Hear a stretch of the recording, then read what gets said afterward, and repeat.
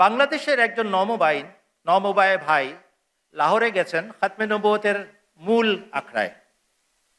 আর সেখানে গিয়ে একজন রিটায়ার্ড জাস্টিসের সাথে দেখা করেছেন। তার বাবা বলছেন, আমি তবলিগি জামাত করি, কিন্তু আমার এই ছেলে আহমদি হয়ে গেছে, তাদের ভাষায় কাদিয়ানি হয়ে গেছে, একে বুঝান।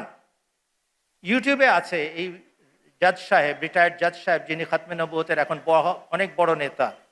তিনি আক্ষেপ করে বলছেন, বাংলাদেশ থেকে একটা নমবায়, একটা নতুন আহমদি এসে আমার সাথে, তার পিতার সাথে এসে দেখা করলো। পিতা বললেন, একে বুঝান। আমি বললাম, বাবা তুমি কেন আহমদি বা কাদিয়ানি হয়েছো? তিনি বললেন, আপনি আমার ভুলটা বলেন না। তখন আমি তাকে বললাম যে কোনো ধরনের কোনো নবী আসতে পারে না। যখন আমি তাকে এই কথাটা বলেছি মাত্র, সে বলল, হজরত ঈসা নবীউল্লাহ যে আসবেন। জাজ সাহেব বলছেন আক্ষেপ করে, আমাদের এই চেষ্টা সংগ্রাম আর বেশি দিন চলবে না ভাই সাহেব। অনেক আমরা ব্যবহার করেছি খাতমে নবুয়তের কথা, কিন্তু খাতমে নবুয়তের এই আন্দোলন অচল। ইউটিউবে এই কথা তিনি বলে রেখেছেন, আমরা বারবার দেখেছি, আপনারাও দেখে নিতে পারেন।